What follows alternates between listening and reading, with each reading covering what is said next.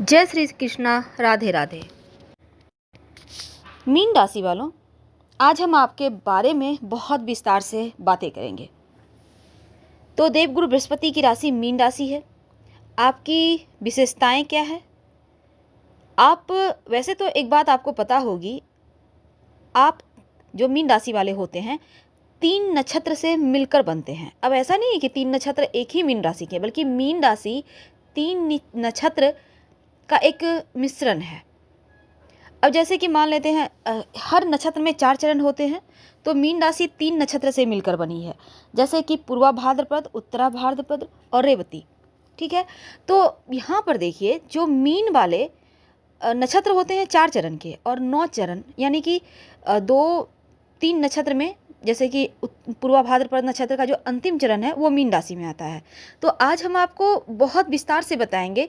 अगर आपका जन्म इन नक्षत्रों के अंतर्गत हुआ है, आप अपने नक्षत्र, जन्म नक्षत्र के अनुसार अपने आप को जानिए, आप कैसे हैं। आप अगर पुरुष हैं तो आपका शरीर की बनावट कैसा है, आपका व्यक्तित्व कैसा है, आप महिला हैं तो आप कैसे हैं, क्या करना चाहिए ताकि आपका भाग्योदय हो। तो अभी तक अगर आपने हमारा चैनल को सब्सक्राइब नहीं किया है तो प्लीज़ सब्सक्राइब कर लें और वीडियो को लाइक भी कीजिएगा, अपनों के साथ शेयर भी कीजिए अगर आपके कोई जान पहचान वाले इस नक्षत्र या मीन राशि के हैं तो मीन राशि इन 3 नक्षत्रों के अलग अलग परिणाम देगा। एक बात ध्यान में रखिएगा, यानी कि मीन राशि वाले, सारे मीन राशि वाले एक तरह के नहीं होते, बल्कि अलग अलग नक्षत्रों के हिसाब से आपका स्वभाव, चरित्र, सब कुछ अलग होता है, आपका व्यक्तित्व तो अलग होता है। तो मीन राशि शुक्र की भी प्रिय राशि है, देवगुरु की तो राशि है ही, और मीन राशि में शुक्र बहुत उच्च का हो जाता है, यानी गुरु और शुक्र, अब दोनों का अगर यहाँ प्रभाव हो तो समझिए कि मीन वाले कितने अच्छे हैं। लेकिन बुध यहाँ निगेटिव होता है, यानी सबसे कमज़ोर होता है। तो चलिए शुरुआत करते हैं हम। अगर आप मीन राशि के हैं और आपका जन्म पूर्वा भाद्रपद नक्षत्र में हुआ है तो आपके जीवन पर इसका क्या प्रभाव पड़ेगा।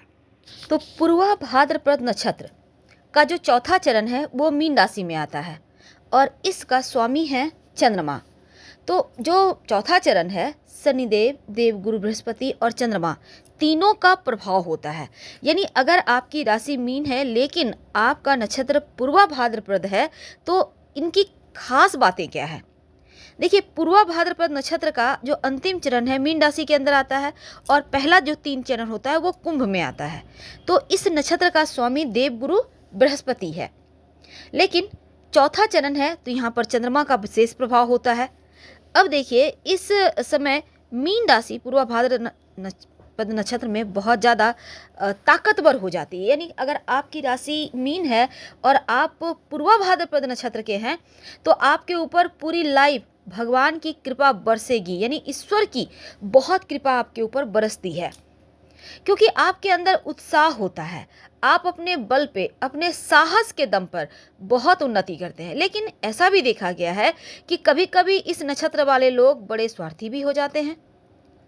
तो अगर आपके साथ ऐसा कुछ है तो आप क्या करें। लेकिन उसके पहले एक और चीज़ समझते हैं। जो पूर्वा भाद्रपद नक्षत्र वाले चौथे चरण के मीन राशि वाले होते हैं ना, ये लोग, देखा गया है कि इनका रंग गोरा होता है, इनके गाल छोटे होते हैं, पतली कमर होती है, बड़े बुद्धिमान होते हैं और चंचल मन के होते हैं, परोपकार करने के गुण होते हैं। लेकिन दूसरी तरफ अगर पुरुष है और आपका मीन राशि पूर्वा भाद्रपद नक्षत्र है तो आपका मुख बहुत सुंदर होगा, मध्यम कद होगा, होठ बहुत सुंदर होंगे, चौड़े ललाट होंगे, चौड़े गाल होंगे और आर्थिक दृष्टि से थोड़ा कमजोर लेकिन सम्मान पाने वाले व्यक्ति होंगे। आपको पूरी लाइफ स्वादिष्ट भोजन मिलेगा, आप मददगार होंगे, थोड़े भुलक्कड़ होते हैं। तो पूर्वा भाद्रपद नक्षत्र के पुरुष धार्मिक, ईश्वर भक्त और शास्त्रों का पालन करने वाले भी होते हैं। वैसे तो साधारण वस्त्र पहनने वाले होते हैं, लेकिन 23 उम्र के 23 यानी 23 ईयर से 34 ईयर के बीच, यानी 23 साल से लेकर 34 साल तक का जो बीच का उम्र है आपका, आकस्मिक रूप से आप जीवन में उन्नति कर जाते हैं। और 40 से 54 जो उम्र है आपका, यानी 40 से 54 तक के बीच आपके जीवन में स्थिरता आ जाती है। हालांकि आप देखा गया है कि आप ज़्यादातर मामलों में सरकारी नौकरी या सरकार से लाभ प्राप्त करने वाले होते हैं और जीवन में खूब उन्नति करते हैं। लेकिन अगर हम पूर्वा भाद्रपद नक्षत्र की किसी महिला की बात करें तो देखिए आपके गुण और दोष पुरुष के ही समान होंगे। ना तो आप मोटे होंगे, ना ही पतले होंगे, और ना तो आप लंबे होते हैं, ना ही ठिगनी होते हैं, यानी मध्यम होते हैं, एवरेज। लेकिन आपकी खूबसूरती बहुत होती है और इसी कारण विपरीत लिंगी वाले व्यक्ति आपकी तरफ आकर्षित हो जाते हैं। वैसे आप ईमानदार, निष्कपट दोनों होते हैं और दूसरों से काम निकलवाने में माहिर भी होती हैं। जन्मजात नेता होती हैं, कमांड करने के गुण होते हैं और आपको अपने पति, अपने संतान से बहुत लगाव होता है। तो आपका संतान आपके लिए भाग्यशाली साबित होता है। तो अब देखिए क्या करें कि आपका नक्षत्र का फल आपको ज़्यादा मिले। घर में आम का पौधा लगाएं। अब हम देखिए, अब घर के अंदर आम का पौधा तो लगाना नहीं चाहिए। हाँ, आप घर के आसपास रोड साइड लगा सकते हैं आम का पौधा। अपने से नियमित रूप से आप देखभाल करें, पानी वानी देते रहे, आपके लिए अच्छा होगा। कहीं भी आप बगीचे में भी लगा सकते हैं, पर देखभाल कीजिएगा। अब हम बात करेंगे उत्तरा भाद्रपद नक्षत्र, यानी उत्तर भाद्रपद नक्षत्र में आपका अगर जन्म हुआ है, आप मीन राशि के हैं, तो आपके जीवन पर इसका क्या प्रभाव पड़ेगा। अगर हम ज्योतिष की माने तो उत्तरा भाद्रपद नक्षत्र का स्वामी शनि है और इस नक्षत्र में, चूंकि ये नक्षत्र का 4 चरण है और चारों ही चरण मीन राशि में आता है, यानी मीन का मालिक बृहस्पति होता है और नक्षत्र का मालिक शनिदेव है, इसलिए यहाँ पर मीन राशि कमजोर हो जाती है। यानी इनके अंदर धर्म और दर्शन का ज्ञान तो होता है, बड़े बुद्धिमान होते हैं, समाज के लोगों को भी काफ़ी सहायता करते हैं। लेकिन मुश्किल ये है कि दूसरों की सहायता करने के चक्कर में कभी कभी अपना ये नुकसान कर लेते हैं और अपनी नुकसान कर बैठते हैं, अपनी चीज़ों को इग्नोर कर देते हैं, जो कि सही नहीं है। तो आप इन चीज़ों से बचने के लिए क्या करें, लेकिन उसके बाद पहले हम समझते हैं कि आप देखिए यहाँ पर उत्तरा भाद्रपद नक्षत्र पुरुष लिंग है। यदि आप उत्तरा भाद्रपद नक्षत्र से संबंध रखते हैं तो कुछ खास जानकारी। सबसे पहला तो आपका व्यक्तित्व बहुत ही चुंबकीय होगा, आकर्षक होगा। आपके चेहरे पर हमेशा एक मुस्कुराहट रहेगी। अगर आप किसी को मुस्कुरा कर देख लें तो वो व्यक्ति सामने से सब कुछ छोड़कर आपका गुलाम बन सकता है। यानी आप ज्ञानवान, बुद्धिमान और समझदार तो होंगे, साथ ही आपका व्यवहार भी हर किसी के लिए बराबर होगा। कोई भी ऊंच नीच भेदभाव नहीं, बस वसुधैव कुटुंबकम के नारे पर आप चलेंगे।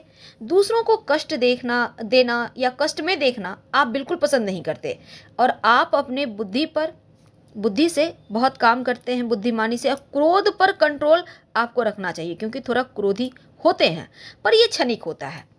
आप हमेशा स्वच्छ रहते हैं, निर्मल मन के हैं, हर किसी से प्रेम करने वाले और आपकी वाणी में भी मधुरता होती है। बात करने का तरीका आपका अद्भुत है, इसी कारण सारे शत्रु आपके सामने नतमस्तक होते हैं और आपकी यह खूबी है। पर दूसरी तरफ आप ज़्यादा शिक्षा प्राप्त नहीं कर पाते हैं, लेकिन जो भी करते हैं उसमें आप दक्ष होते हैं। खासकर ललित कलाओं में कला के तरफ आपका झुकाव होता है। अगर आप किसी काम को करने की ठान लें तो अपने हाथों उसको पूरा करके ही दम लेते हैं। अगर असफलता हाथ भी लगे तो आप निराश नहीं होते, लेकिन चरित्र के मजबूत होते हैं, वासनाओं में आकर्षित नहीं होते।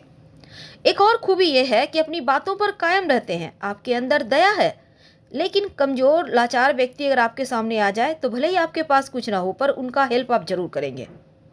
धर्म कार्य से जुड़े रहने वाले, व्यापार और नौकरी दोनों ही स्थिति में सफलता को प्राप्त करने वाले और अपने कर्म पर विश्वास रखने वाले आप होते हैं। समाज में एक विद्वान पुरुष की गिनती होती है, यानी लोग आपका बहुत महत्व देते हैं। आपकी प्रवृत्ति त्याग की है, आप दान करने में विश्वास रखते हैं और समाज में आपका व्यक्तित्व आपका सम्मान प्राप्त आपको करवाता है व्यक्तित्व के कारण। वैसे आपका बुढ़ापा सुखमय और आनंद से सराबोर होता है। पर दूसरी तरफ अगर हम पढ़ाई लिखाई की बात करें या जॉब की आपका, तो देखिए आप जैसे कि चिकित्सा के क्षेत्र में बहुत सफल होंगे। सलाहकार, आध्यात्मिक गुरु, दिव्य पुरुष, दान संस्था से जुड़े कार्य कर सकते हैं, दार्शनिक हो सकते हैं, संगीतज्ञ, कलाकार, दुकानदार, सरकारी कर्मचारी, सुरक्षाकर्मी भी हो सकते हैं।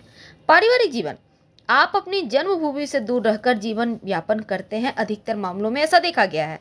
और पिता से आपको ज़्यादा धन लाभ प्राप्त नहीं होता है। आपको बचपन में कुछ उपेक्षा महसूस होता है, लेकिन वैवाहिक जीवन खुशियों से भरा होता है और जीवन साथी आपका योग्य होता है। आपकी संतान ही आपकी असली पूंजी है और विवाह के बाद आपका भाग्योदय हो जाता है। वैसे आपका संतान आज्ञाकारी, समझदार और बड़ों का आदर करने वाला होता है। पर देखिए, जैसे कि मुश्किल ये है कि दूसरों की सहायता करके आप फंस जाते हैं। तो इस मुश्किल से बाहर निकलने के लिए आपको एक छोटा सा काम करना चाहिए, बहुत ज़रूरी है आपके लिए। देखिए, आप अपने घर में नीम का पौधा लगाएं और पूजा करें। कहने का तात्पर्य नहीं, घर में तो आप रोड किनारे लगा सकते हैं, घर के आसपास नियमित रूप से जल दें, उसकी देखभाल करें। जैसे जैसे पौधा बड़ा होगा वैसे वैसे जीवन की मुश्किलें समाप्त हो जाएगी। तो आप ये करके देखें, आपको लाभ होगा। अब बात करेंगे हम रेवती नक्षत्र की।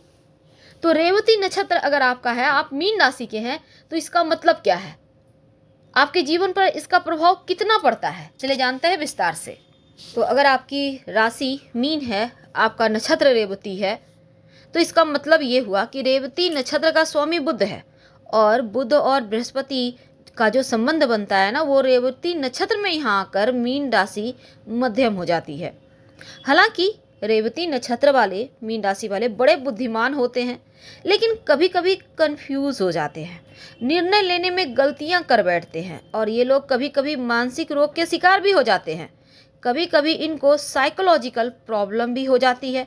और उम्र बढ़ने के साथ आपको नियमित रूप से व्यायाम करना चाहिए, एक्सरसाइज करना चाहिए और ध्यान तो जरूर करना चाहिए। तो जो निगेटिव प्रभाव है उससे बचने के लिए क्या करें, उस आपके गुण क्या हैं, चलिए जानते हैं विस्तार से।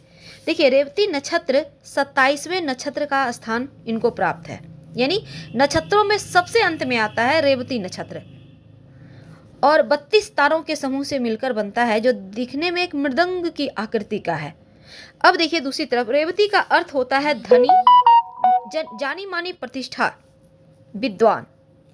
तो इसको विद्वान नक्षत्र कहते हैं, धनवान नक्षत्र कहते हैं। और जो देवगुरु बृहस्पति हैं, मीन राशि के स्वामी, और नक्षत्र का जो स्वामी है वो है बुध। अब देखिए, इनके अधिष्ठाता पुसान है। अब ऐसे लोगों पर गुरु और बुध दोनों का प्रभाव आता है और गुरु और बुध दोनों मित्र संबंध नहीं रखते। तो होते कैसे हैं रेवती नक्षत्र वाले, देखिए, ये लोग अच्छी कदकाठी के होते हैं, लंबे होते हैं, संतुलित शरीर वाले होते हैं और इनका रंग साफ होता है। इनका व्यक्तित्व बहुत आकर्षक होता है और रेवती नक्षत्र में जन्म लेने वाले व्यक्ति का मन साफ होता है। हर परिस्थिति के अनुकूल व्यवहार करने की कला इनमें होती है। हालांकि कोई भी बात लंबे समय तक इनके लिए गुप्त रख पाना थोड़ा कठिन है, लेकिन ज्ञानवान होते हैं और ऐसे लोग एक स्थान पर लंबे समय तक टिककर कार्य भी नहीं कर पाते। इनकी एकाग्रता भंग हो जाती है, बोरियत अनुभव करते हैं, पर स्वास्थ्य संबंधी परेशानी और मानसिक रूप से परेशानी इनको जीवन पर्यंत लगी रहती है। हालांकि ये दूसरों पर जल्दी विश्वास नहीं करते, पर विश्वास कर लें तो पूर्ण रूप से कार्य करते हैं। अब रेवती नक्षत्र संतुलन प्रिय नक्षत्र है और ऐसे रेवती नक्षत्र वाले, मीन वाले समाज में परंपराओं के प्रति स्नेह आदर रखने वाले होते हैं, समझदारी से परिस्थितियों के अनुकूल काम करने वाले होते हैं और रेवती नक्षत्र को शुभ नक्षत्रों की श्रेणी में रखा जाता है। लेकिन विपरीत परिस्थितियों में मानसिक संतुलन, धैर्य बनाकर रखते हैं, संकट में पड़े लोगों की मदद भी करते हैं और अति भावुक, सेंसिटिव होते हैं।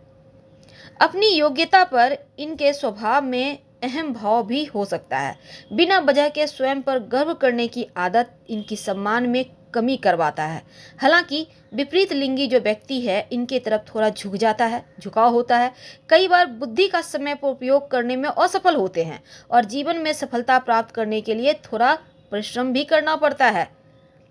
तो रेवती नक्षत्र वाले जो व्यक्ति होते हैं, गलत स्थान पर अपनी योग्यता को व्यर्थ कर रहे होते हैं और इस नक्षत्र के व्यक्तियों को अपने व्यय यानी खर्चों पर कंट्रोल रखना चाहिए। हालांकि घूमने फिरने के शौकीन होते हैं, पर अगर हम इनके पारिवारिक जीवन की बात करें तो परिवार से मोह रहता है, पर भावना को जता नहीं पाते। अक्सर देखा गया है जन्म स्थान से दूर रहते हैं और सगे संबंधियों से अधिक सहायता इनको नहीं मिलती। पिता से भी इनको मदद नहीं मिलती। घर परिवार में कलह क्लेश होता है, छोटी छोटी बातों से मतभेद हो जाता है इन लोगों को अन्य लोगों से। लेकिन अपने आसपास के लोगों से ये मधुर संबंध बनाना तो चाहते, पर बना नहीं पाते। दाम्पत्य जीवन सामान्य होता है। और रेवती नक्षत्र वालों का अगर हम स्वास्थ्य की बात करें तो अंतिम नक्षत्र है भचक्र की, ऐसे में बुध है इनके स्वामी। तो अधिकतर पैर या पैरों की उंगलियां जो इस नक्षत्र का स्थान है, और पेट, जांघ, घुटना, ये भी इस नक्षत्र में आता है। तो इन अंगों की बीमारी इन्हें परेशान करती है। रेवती नक्षत्र वाले का व्यवसाय क्या हो सकता है? देखिए, चित्रकारी, अभिनय, संगीतज्ञ, भाषा ज्ञान रखने वाले, रेल सड़क निर्माण की योजना से जुड़े होने वाले, और जल परिवहन का कार्य, अनाथ आश्रम, यातायात, परिवहन, इन क्षेत्रों से आप जुड़ सकते हैं। हालांकि चिकित्सा के क्षेत्र में भी खूब सफल होते हैं। लेकिन अब चूंकि यहाँ पर देखिए, रेवती नक्षत्र वालों, आपके लिए यहाँ पर चूंकि आप अगर अपने घर में महुए का पौधा लगाएं, क्योंकि घर में तो नहीं लगाएंगे, रोड साइड लगाइए महुआ का पौधा, और नियमित रूप से अगर देखभाल करें तो जो निगेटिव प्रभाव है आपके चरण का वो समाप्त हो जाएगा।